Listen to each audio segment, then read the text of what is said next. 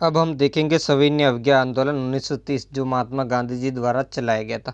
इस आंदोलन की संपूर्ण घटनाएं देखेंगे। पहले इनकी भूमिका, उसके बाद गांधी जी द्वारा की गई 11 सूत्री मांगे, इसके बाद जो दांडी यात्रा, फिर जो है इस सविनय अवज्ञा आंदोलन की शुरुआत, उसके बाद आंदोलन के मुख्य कार्यक्रम, आंदोलन का प्रचार, आंदोलन के दौरान कहाँ समांतर सरकारों की स्थापना हुई, कहाँ किस तरीके से आंदोलन चलाया गया, भारत के संपूर्ण भागों के अंदर कहाँ के लोगों ने भाग लिया और किस तरीके से इस आंदोलन को उन लोगों ने समझा, और इस आंदोलन के मुख्य कार्यक्रम क्या थे, और बाद में इस आंदोलन का पटाक्षेप कैसे हुआ। इन सारी बातों का हम क्या करेंगे, इस चैप्टर के अंदर अध्ययन करेंगे। तो नमस्कार, मैं हूं अशोक कुमार और आपका मेरे चैनल स्टडी 58 में स्वागत है। चैनल को सब्सक्राइब करें, सब्सक्राइब करने के साथ साथ वीडियो को लाइक, कमेंट, शेयर ज़रूर करें।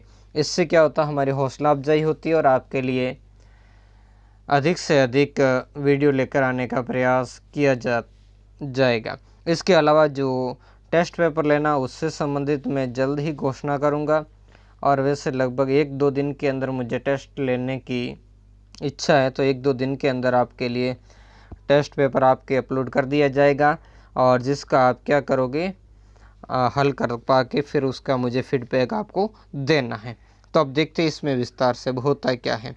तो देखो, भारतीय परिदृश्य के अंदर काफ़ी महत्वपूर्ण घटनाएं जो हमने घट रही थी, उन घटनाओं के बारे में हमने देखा। जैसे इससे पहले के पार्ट में सविनय अवज्ञा आंदोलन, फिर नेहरू रिपोर्ट, फिर पूर्ण स्वराज्य का प्रस्ताव, ये सारी बातें हमने इससे पहले के चैप्टर के अंदर देख ली थी। अब यहाँ काफ़ी महत्वपूर्ण बदलाव हो रहे थे और सरकार का दमन निरंतर बढ़ता ही जा रहा था, और कांग्रेस कुछ ऐसा करना चाहती थी जिससे क्या हो, लोगों के ऊपर उनका प्रभाव स्थापित हो जाए।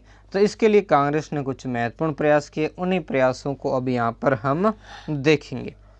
तो 1930 के प्रारंभ के अंदर सविनय अवज्ञा आंदोलन, तो इस आंदोलन ने क्या कर दिया, भारत के जो राष्ट्रीय आंदोलन के इतिहास में एक महत्वपूर्ण आंदोलन था, क्योंकि इसमें जो जनता ने बड़ी संख्या के अंदर भाग लिया था, और अब तक सरकार को लग रहा था कि इतना सारा कांग्रेस को सपोर्ट नहीं मिलेगा। वैसे सरकार तो असहयोग आंदोलन से भी घबरा गई थी, जिसमें भी कांग्रेस और गांधी जी के इस आंदोलन को बड़ा ही सहयोग प्राप्त हुआ था। 1928 की नेहरू रिपोर्ट के अस्वीकृत होने, यानी जब सरकार ने से मांग की गई थी, 31 दिसंबर 1929 का समय दिया गया था, लेकिन सरकार ने क्या था, इस तरफ ध्यान नहीं दिया था, यानी सरकार ने किसी भी प्रकार का इस तरफ ध्यान नहीं दिया था। तब भारतीयों ने क्या किया, भारतीयों ने अपना जो मुख्य लक्ष्य था वो किस में घोषित कर दिया था, पूर्ण स्वराज्य प्राप्ति को ही भारतीयों ने अपना लक्ष्य घोषित कर दिया।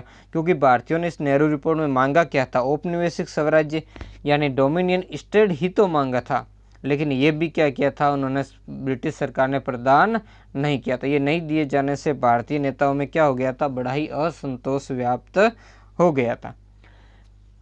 इधर कांग्रेस ने दिसंबर 1929 के अंदर जो लाहौर के अंदर पूर्ण स्वराज, जिसके बारे में मैंने आपको भी बात की, जवाहरलाल नेहरू जी के नेतृत्व में जो आयोजित किया गया, इन्होंने जो रात्रि के समय इसको आयोजित किया गया था 31 दिसंबर 1929 को रात के ठीक 12 बजे के बाद में उन्होंने पूर्ण स्वराज्य को क्या कर दिया था, अपना लक्ष्य घोषित कर दिया।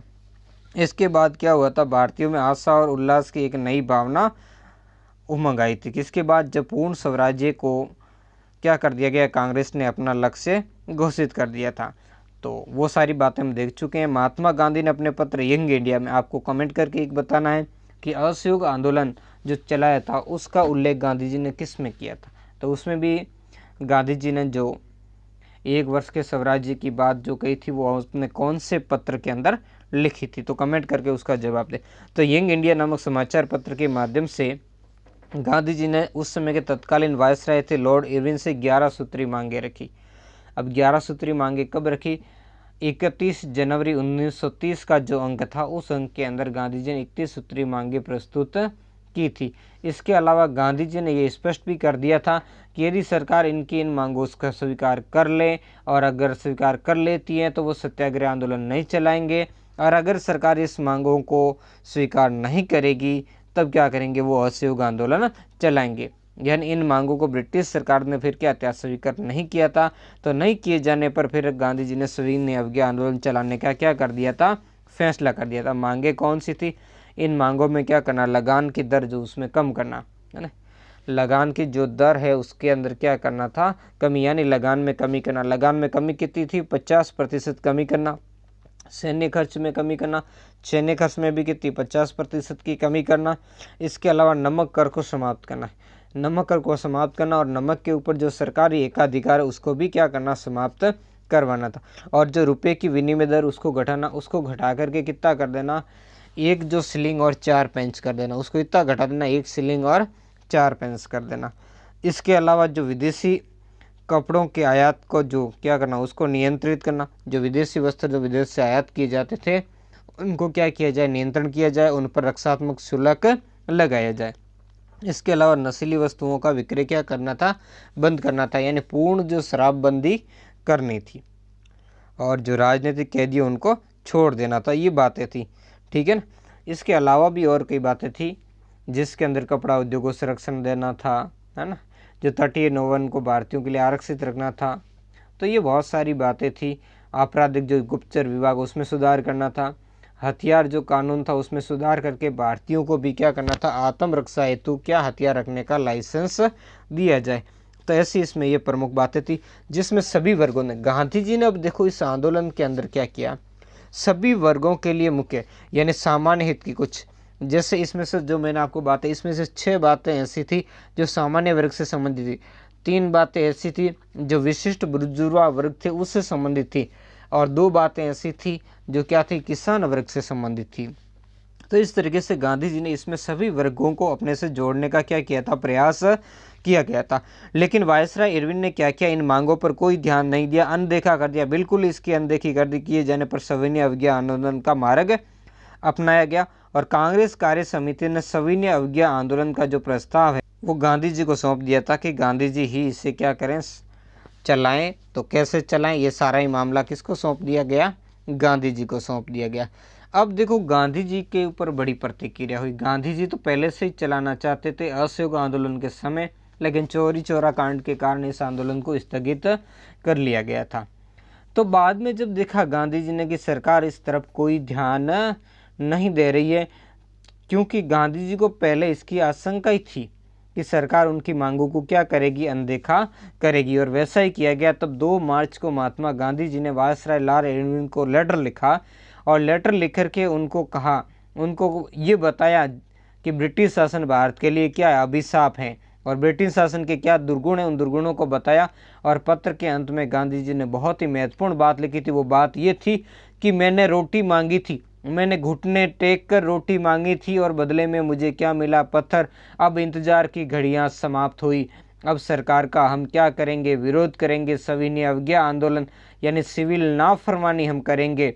तो यहीं से गांधी जी फिर क्या होते हैं, अपने इस आंदोलन की शुरुआत कर देते। यानी सरकार ने किसी भी तरीके का सकारात्मक जवाब नहीं दिया, यहाँ तक इसकी तरफ देखा भी नहीं। अब हम थोड़ा सा बात ये कर लेते हैं कि गांधी जी ने आखिर नमक कानून तोड़ने का ही मुद्दा इसमें क्यों चुना। और भी बहुत सारे मुद्दे थे, लेकिन क्यों गांधी जी ने उसकी तरफ बात नहीं की थी। तो इसके बहुत सारे कारण थे। एक तो गांधी जी ने लोगों को ये कहा कि पानी से अलग कोई नमक का अस्तित्व नहीं, फिर उस पर सरकार क्यों टैक्स लगाकर करोड़ों लोगों को भूखा मारती है, और किस तरीके से सरकार आज इतना टैक्स कल बढ़ा करके लोगों को भूखे मार सकती है, जिसमें बीमार, असहाय और विकलांग सारे लोग इसमें क्या हो सकते हैं, इससे पीड़ित हो सकते हैं। ये कि जो नमक के ऊपर टैक्स लगाना मानवता के लिए भी क्या है, बिल्कुल ही घृणनीय, निंदनीय बात है। इसके अलावा जो इसमें पूर्ण स्वराज्य की जो विचारधारा वो नमक से भी प्रत्यक्ष रूप से संबंधित थी, और विशेषकर ये ग्रामीण जो निर्धन जनता उसके दुखों का व्यक्त करने के लिए भी बहुत महत्वपूर्ण थी। क्योंकि इसके में लोगों के बाद में जब किसान खेत के अंदर खेती करता था, तो जब उसकी औरत वहाँ क्या करती, उसके लिए खाना लेकर जाती थी, तो तब उसके पति जब उसके लिए क्या मांगता था, सब्जी में जब नमक मांगता था, तो वो क्या कहती थी कि वो भी ऐसी महंगाई के अंदर 2-2 सब्जियां, यानी नमक को भी एक सब्जी जितना ही क्या था, तुल्य दर्जा दे दिया गया था। और नमक सभी वर्गों को क्या करता था, प्रभावित, चाहे वो गरीब वर्ग हो, चाहे अमीर हो, चाहे और भी वर्ग हो, सभी वर्गों के लिए नमक एक महत्वपूर्ण बातें थी। और गांधी जी ने नमक को क्या कर दिया, पूर्ण जो स्वराज्य की विचारधारा उससे जोड़ दिया था। और ये क्या थी, गरीबों के तो नमक जैसी उनकी रोजमर्रा की चीजें थी। तो किसानों के लिए तो और कोई चीजें समझ में नहीं आती। पूर्ण स्वराज्य की जब गांधी जी इसमें बात करते तो किसानों के लिए तो कोई मतलब नहीं था, क्योंकि गरीब को क्या मतलब था पूर्ण, गरीब को तो 2 जून की रोटी मिल जाए तो ठीक है। और गरीब सबसे ज्यादा इससे पीड़ित था, नमक करके लगाने से नमक बहुत ही महंगा हो गया था। तो इसी कारण गांधी जी ने इस नमक कर को चलाया, तो जिससे सहजता से किसानों का समर्थन गांधी जी को प्राप्त हो गया था। और साथ में जो नमक का जो खर्च है वो निर्धन लोगों द्वारा ही व्यय किया जाता था। तो इस कारण ये लोगों के, निर्धन लोगों के भावनात्मक रूप से जुड़ा हुआ मुद्दा था, जिससे लोगों को, जनमत को बड़ी मात्रा में प्रभावित किया और बड़ी संख्या के अंदर लोग इसके साथ में जुड़े। यानी हम ऐसा कह सकते हैं, नमक ऐसा मुद्दा था जो गरीबों के साथ ही हर भारतीय को प्रभावित करने वाला था और सभी से ये प्रत्यक्ष रूप से जुड़ा हुआ था, क्योंकि हर घर की रसोई के अंदर इसी का जो प्रयोग होता था। तो इसी कारण गांधी जी ने इसी मुद्दे को चुना था।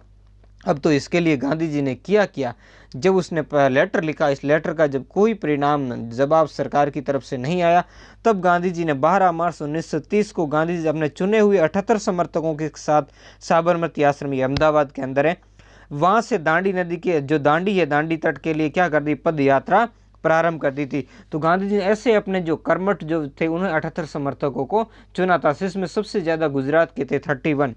यहाँ से ये 240 मील की जो पद यात्रा है, यानी 240 मील यानी 390 किलोमीटर की ये जो पद यात्रा है, ये कितने 24 दिन में पूरी करके गांधी जी अपने जो 78 सहयोगी थे उनके साथ कहाँ पहुंचे, दांडी। कब पहुंचे, 5 अप्रैल को वो दांडी पहुंचे। और अगले ही दिन यानी 6 अप्रैल 1930 को समुद्र तट से मुट्ठी भर नमक लेकर के उन्होंने नमक कानून तोड़ा। अब यहाँ पर ब्रिटिश सरकार ने उनको पहले क्या था, रोकने का प्रयास नहीं किया, क्योंकि ब्रिटिश सरकार, उनके समर्थक पत्रकार गांधी जी की खिल्ली उड़ाया करते थे। यानी कि गांधी जी को कहा करते थे कि आप तब तक केतली के अंदर नमक उबालते रहिए जब तक कि आपको डोमिनियन प्राप्त नहीं हो जाए। उन्होंने ऐसा मजाक उड़ाया था। लेकिन बाद में सरकार ने, यानी प्रारंभ के अंदर सरकार ने इस मुद्दे को क्या किया था, दबाने का काम नहीं किया था, यानी इस मुद्दे को हल्के रूप में लिया था। लेकिन जब इसका प्रभाव भयंकर पड़ा था, तब फिर सरकार ने क्या किया था, इसको दबाने के लिए अपना दमनकारी जो रवैया है वो अपनाया था। अब देखो, नमक कानून तोड़ना इस बात का भी प्रतीक था कि भारतीय ब्रिटिश कानूनों को मानने के लिए तैयार नहीं। केवल ऐसे ही नहीं था, यानी भारतीय लोग अब क्या करेंगे, किसी भी प्रकार के जो ब्रिटिशों ने भारतीयों के ऊपर कानून थोपे उसे भारतीय अब नहीं मानेंगे और हर कानून का भारतीय क्या करेंगे, अब उल्लंघन करेंगे। वही था सविनय अवज्ञा, यानी सिविल नाफरमानी। देश के कई भागों में नमक कानून तोड़ा गया, अलग अलग जगह पर, यानी एक जगह नहीं, पर्टिकुलर। थोड़ा इसका देखने के बाद मैं आगे की आपको बात करूंगा कि कहाँ कहाँ पर ये नमक कानून तोड़ा गया था, तो उन सभी चीज़ों की बात। और सुभाष चंद्र बोस, बहुत ही महत्वपूर्ण व्यक्ति, सुभाष चंद्र बोस ने गांधी जी की इस पद यात्रा की तुलना नेपोलियन की जो एल्बा से पेरिस मार्च, इसके अलावा राजनीतिक सत्ता प्राप्त करने के लिए जो मुसोलिनी के रोम मार्च से, उससे की जा सकती है। ऐसा किसने कहा था, सुभाष चंद्र बोस ने। अब हम देख लेते हैं इस कोटेशन की। देश के कई भागों के अंदर भी नमक कानून तोड़ा गया। अब कहाँ कहाँ तोड़ा गया, उन भागों के अंदर हम देख लेते हैं कि वो कौन कौन सी जगह पर इसका क्या किया गया था, उल्लंघन किया गया था। तो गांधी जी की जैसे ही और भी भारत के अलग अलग हिस्सों में इस नमक कानून को तोड़ने के लिए क्या की गई थी, यात्राएं निकाली गई थी। तो इसके लिए कहाँ निकाली गई, जैसे एक देखते हैं कि दक्षिण के अंदर जो तंजौर के समुद्री तट पर सी राजगोपालाचारी थे, उन्होंने क्या किया, तिरुचिरापल्ली से वेदांतम तक की जो नमक यात्रा की। इसके अलावा मालाबार क्षेत्र के अंदर के कल्पन ने कालीकट से लगाकर पोन्नान्यूर तक कहाँ की थी, उसकी नमक यात्रा की। असम के अंदर भी सत्याग्रह ने सिलट से लगाकर बंगाल के जो नोआखली समुद्र तट है वहाँ पर वो नमक बनाने के लिए गए थे। आंध्र प्रदेश के अंदर भी विभिन्न जो जिले, वहाँ भी नमक सत्याग्रह का क्या किया गया, इसका शिविरम की स्थापना की गई। तो और भी बहुत, उड़ीसा के अंदर भी वैसा ही प्रयास किया गया। यानी सब जगह लोगों ने अपने हिसाब से, जैसे लोगों को लगा, उन्होंने इस नमक कानून को क्या किया, तोड़ने का प्रयास किया था। तो ये वो बातें थी जिनके कारण ये आंदोलन के अंदर अब जनता ने बड़े ही वेग से भाग लेना प्रारंभ कर दिया था। ये वो फोटो है जब गांधी जी ये मुट्ठी भर नमक उठा रहे हैं, वहाँ से दांडी तट का ही फोटो है। अब देखो, इस आंदोलन के हम कार्यक्रमों की बात कर लेते हैं कि आखिर इस आंदोलन में क्या क्या कार्यक्रम थे। उन कार्यक्रमों, यानी उस आंदोलन के कार्यक्रम में निम्न, पहला था नमक कानून का क्या करना था, उल्लंघन करना था, यानी नमक कानून तोड़ना था, है ना। जिसके बारे में क्यों था, इसके बारे में मैंने आपको पहले ही बता दिया। यानी गांधी जी ने लोगों से कह दिया कि जहाँ कहीं भी संभव हो नमक कानून तोड़कर नमक क्या किया जाए, तैयार किया जाए। और जहाँ अंदरूनी भाग्य है, जहाँ कोई नमक नहीं तैयार होता, वहाँ अगर नमक के डिपो वगैरह है तो उन पर भी क्या बोला जाए, धाला बोला जाए, और खुद नमक क्या किया जाए, बनाया जाए। महिलाओं द्वारा शराब, अफीम और विदेशी वस्त्रों की दुकानों पर क्या दिया जाए, धरना दिया जाए। यानी इसके जो भी शराब की हो, चाहे विदेशी कपड़ों की दुकानें हो, चाहे अफीम के ठेके हो, वहाँ पर धरनों का क्या किया जाए, आयोजन किया जाए।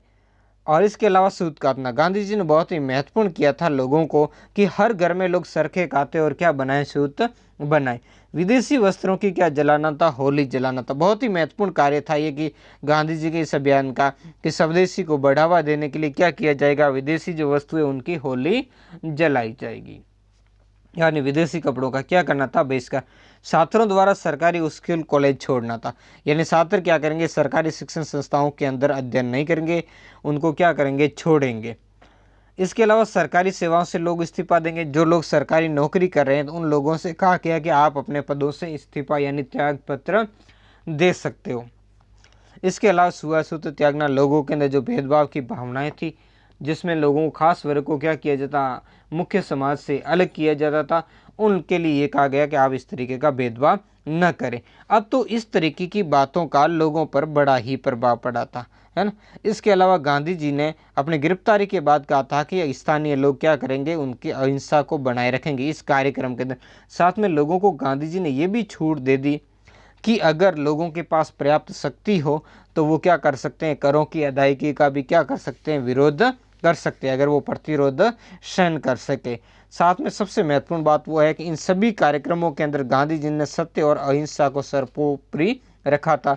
उन्होंने कहा था कि तभी पूर्ण स्वराज्य की प्राप्ति हो सकेगी जब आप सत्य और अहिंसा इसका क्या करोगे, पूर्ण रूप से इसका पालन करोगे। अब देखो इस आंदोलन के दौरान कौन कौन से और क्या क्या जो गांधी जी ने जो हथियार अपनाए थे, उपकरण अपनाए थे, उन उपकरणों की हम अब बात कर लेंगे। तो गांधी जी ने इसके लिए जन आंदोलन में क्या किया, प्रदर्शनों का आयोजन किया, हड़तालें की, बहिष्कार किए, धरनों का आदेश किया। तो इन सब में बड़ी संख्या में युवा लोगों, महिलाओं और किसानों तथा मजदूरों ने क्या की थी, भागीदारी निभाई थी। देखो युवा वर्ग, किसी भी आंदोलन को संगठित करने के लिए युवा वर्ग का बहुत ही महत्वपूर्ण योगदान है।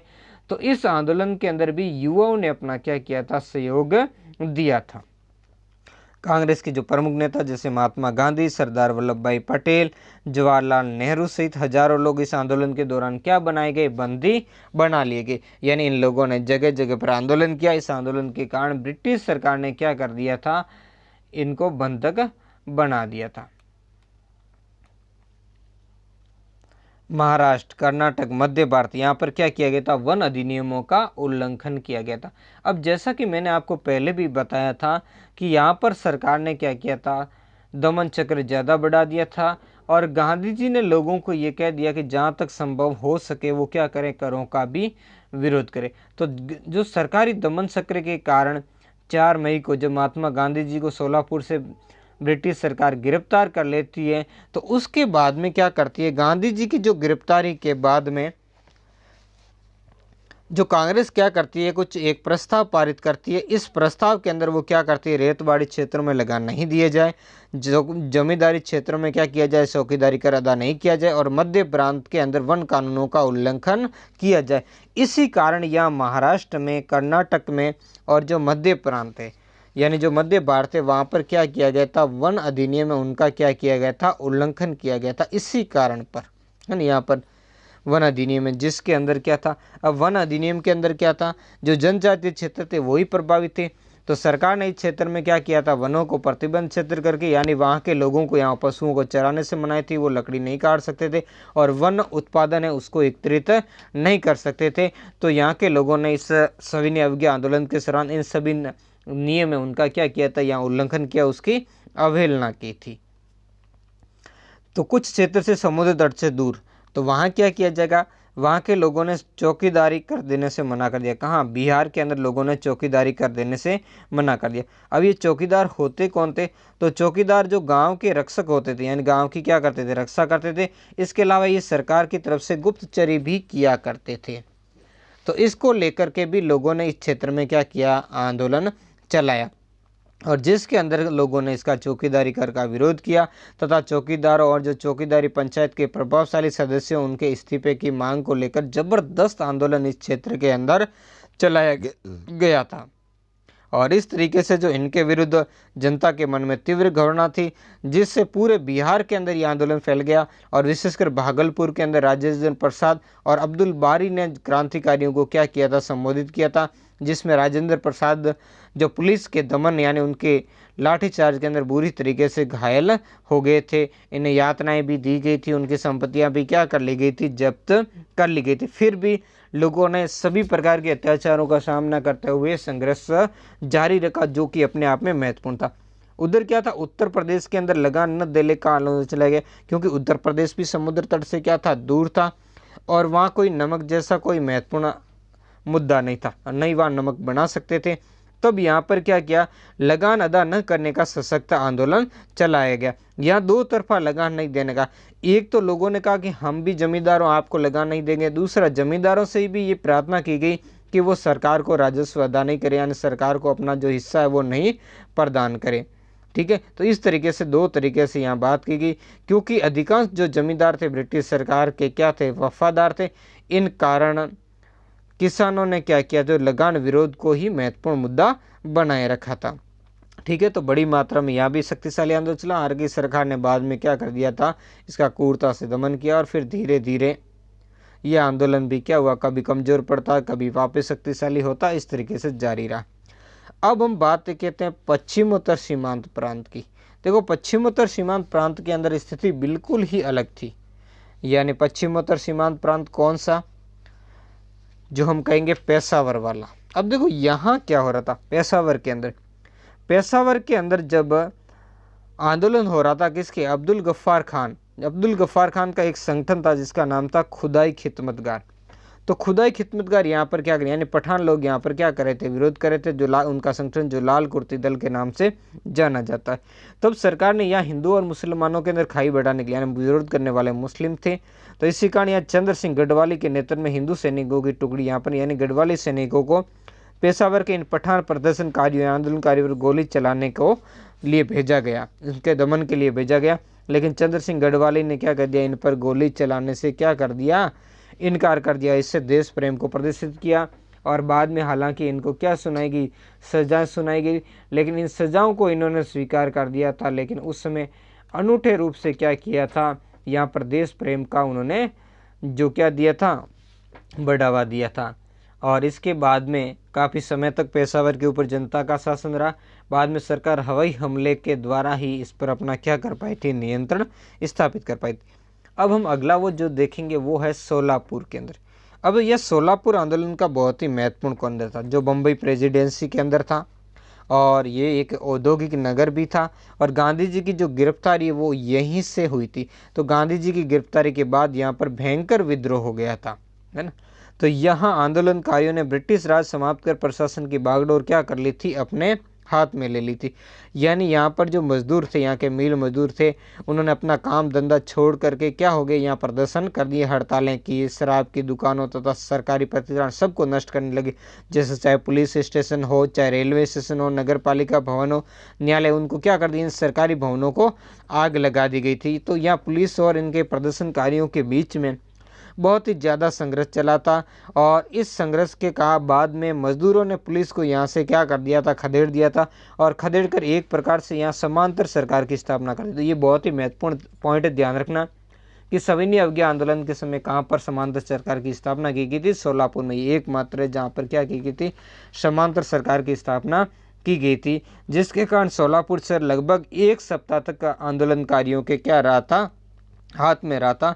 बाद में सरकार ने इस क्षेत्र में मार्शल लॉ लगाया, और बड़ी क्रूरता से यहाँ अपने सैन्य मदद के द्वारा ही सरकार इस पर अपना नियंत्रण स्थापित कर पाई थी। अब देखेंगे पूर्वोत्तर भारत के अंदर। तो देखो, पूर्वोत्तर भारत ने भी इस असहयोग आंदोलन के दौरान अपना बहुत ही महत्वपूर्ण योगदान दिखाया था। यानी पूर्वोत्तर जो सीमांत क्षेत्र, इसमें नागा जाति ने यहाँ पर क्या किया था, जो असहयोग आंदोलन को बड़ा ही तेजी से इस क्षेत्र के अंदर चलाया था। तो यहाँ पर क्या किया गया था, नागाओं ने यदुनाथ के नेतृत्व में क्या किया था, ब्रिटिश सरकार के विरुद्ध आंदोलन किया था। यानी पूर्ण असहयोग और करबंदी का आंदोलन यहाँ चलाया गया, जिससे इस आंदोलन को यहाँ पर जिया तरंग आंदोलन के रूप में जाना जाता है। और यहाँ पर हुआ क्या था, नागाओं और पुलिस के बीच में सशस्त्र मुठभेड़ हो गई थी, और इस मुठभेड़ के बाद में जो सरकार थी यानी पुलिस थी, उसने क्या कर दिया था, इस यदुनाग को क्या कर दिया था, गिरफ्तार कर दिया, और गिरफ्तार करके इनको फांसी की सज़ा दे दी गई थी। तो इनको फांसी की सज़ा देने के बाद यदुनाग की बहन थी रानी गेडिलियो, ये यदुनाग की कौन थी, बहन थी रानी गेडिलियो, जो उस समय कितनी थी, 13 वर्ष की थी, छोटी उम्र में, यानी 13 वर्ष की थी सिर्फ इसमें। इसके नेतृत्व में यहाँ क्या किया गया था, विद्रोह का संचालन किया गया था, जो कि अपने आप में बड़ा ही प्रशंसनीय नेतृत्व इसने क्या किया था, उस समय प्रदान किया था। यानी छोटी सी उम्र में रानी को अंग्रेजों द्वारा क्या की गई थी, आजीवन कारावास की सजा दी गई थी। इस लड़की को गिरफ्तार कर दिया, आजीवन कारावास की सजा दी गई थी, और इस देश की इस वीरांगना को स्वतंत्रता के बाद ही मुक्ति मिल पाई थी। इसको किसने रानी की उपाधि दी थी, तो जवाहरलाल नेहरू ने। यह ध्यान रखना, जवाहरलाल नेहरू ने इस गेडिलियो को क्या दी थी, रानी की उपाधि प्रदान की थी। और इसके बारे में कहा भी था कि एक दिन ऐसा आएगा जब पूरा भारत इन्हें क्या करेगा, स्नेहपूर्ण रूप से स्मरण करेगा, यानी याद करेगा। अब देखेंगे मुसलमानों के बारे में अलग अलग। तो मुस्लिमों की भागीदारी इस आंदोलन में 1920 के असहयोग आंदोलन की तुलना में कम थी। वैसे 1920 में भी कोई ज़्यादा नहीं थी, क्योंकि प्रारंभ के अंदर जब खिलाफत का मुद्दा था तब तक मुसलमान साथ में रहे, बाद में अलग हो गए। हालांकि कुछ राष्ट्रवादी जुड़े हुए थे, वैसे कुछ राष्ट्रवादी लोग इसमें भी थे, और उसमें मुख्य थे फिर पश्चिमोत्तर सीमांत प्रांत के अब्दुल गफ्फार खान, जिनके बारे में हमने अभी आगे भी बात की थी, और अब भी यहाँ पर बात करेंगे उन्हीं अब्दुल गफ्फार खान के, क्योंकि बात की जानी भी चाहिए, क्योंकि बहुत ही महत्वपूर्ण व्यक्ति थे, और जिन्हें क्या किस नाम से, सीमांत गांधी के नाम से जाना जाता है, जिन्होंने इस क्षेत्र में महत्वपूर्ण रूप से क्या किया था, सहयोग प्रदान किया था। और यहाँ तक कि आज़ादी के समय तक भी ये क्या करते थे, भारतीय सरकार के साथ में थे। और जब विभाजन हुआ था तब भी उन्होंने कांग्रेस से कहा था कि आप हमारे साथ धोखा मत करना, लेकिन आखिर धोखा उनके साथ हो गया था। उन्होंने कहा था हमें भेड़ियों के आगे मत फेंको।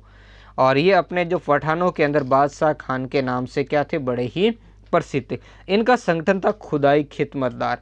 खुदाई खिदमतदार का मतलब होता है ईश्वर के सेवक, तो वो क्या थे, ईश्वर के सेवक थे। इसने महत्वपूर्ण भूमिका दिखाई, और ये लोग क्या करते थे, एक लाल कुर्ती दल के नाम से जाने जाते थे। खुदाई खिदमतगार, इसको लाल कुर्ती दल के नाम से क्यों जाना जाता, क्योंकि इस संगठन के जो लोग थे वो लाल कुर्ती पहना करते थे। कैसी, लाल रंग की कुर्ती पहनने के कारण ये संघ से, तो इन्होंने इस क्षेत्र के अंदर यानी लाल कुर्ती संगठन ने जो पठान थे उसमें राष्ट्रीय एकता का नारा बुलंद किया, और अंग्रेजों से स्वतंत्रता क्या की, प्राप्त करके ब्रिटिश जो उपनिवेशवाद है उसके प्रति इनको आंदोलन करने के लिए क्या किया था, तैयार किया था। तो इन्होंने इस क्षेत्र में जो कांग्रेस का यानी गांधी जी जो असहयोग आंदोलन चला रहे थे, वैसा ही जो सविनय अवज्ञा आंदोलन था, जो अहिंसक रूप में, वैसा ही आंदोलन यहाँ पर चलाया जा रहा था। अब आगे देखेंगे ब्रिटिश सरकार ने क्या दमन किया। तो ब्रिटिश सरकार ने क्या किया था, घोर दमन किया। हमें इसका क्या करेंगे, हम मूल्यांकन थोड़ा सा देख लेते हैं। अब इस क्षेत्र में ब्रिटिश सरकार से जितना हो सका उतनी क्रूरता का यहाँ पर ब्रिटिश सरकार की तरफ से क्या किया गया था, प्रदर्शन किया गया। लेकिन फिर भी जन आंदोलन व्यापक होता गया, यानी कम नहीं हुआ, बढ़ता ही चला गया। और इसके बढ़ते हुए प्रभाव से ब्रिटिश सरकार बड़ी ही क्या हो गई थी, घबरा गई थी। इसी बीच भारतीय संवैधानिक सुधारों के ऊपर विचार करने के लिए लंदन के अंदर गोलमेज सम्मेलन बुलाया गया। और कब बुलाया गया था, नवंबर 1930 से जो प्रथम गोलमेज सम्मेलन प्रारंभ हो गया था। कांग्रेस ने इस सम्मेलन में भाग नहीं लिया था, क्योंकि कांग्रेस इस समय जो सविनय अवज्ञा आंदोलन चला रही थी, इसी कारण कांग्रेस ने इसमें क्या किया था, भाग नहीं लिया था। तब ब्रिटिश सरकार ने कांग्रेस से बात करने के उद्देश्य से गांधी जी सहित कांग्रेस के नेताओं को 26 जनवरी 1931 को क्या कर दिया था, रिहा कर दिया, यानी उनको छोड़ दिया था। क्योंकि खुद ब्रिटिश सरकार भी जब पहले गोलमेज सम्मेलन के अंदर कांग्रेस ने भाग नहीं लिया था, तो ब्रिटिश सरकार भी ये चाह रही थी कि कांग्रेस के बिना ये क्या है, ये सम्मेलन पूर्ण नहीं है। तो इसी कारण बाद में जब ब्रिटिश सरकार कांग्रेस से मांग करेगी कि वो इससे शामिल हो, तो इसके लिए क्या करेगी, उसने जो सद्भावपूर्ण माहौल है उस माहौल को बनाए रखने के लिए कांग्रेस के जितने भी गांधी जी सहित जो भी नेता थे जेल के अंदर बंद, उन सभी नेताओं को क्या कर दिया था, छोड़ दिया था। ठीक है, तो इसको छोड़ने के बाद इनके बीच में गांधी इरविन पैक्ट होगा। उस पैक्ट को हम नए पार्ट के अंदर देखेंगे। ये वीडियो कैसा लगा आप कमेंट करके ज़रूर बताएं। धन्यवाद।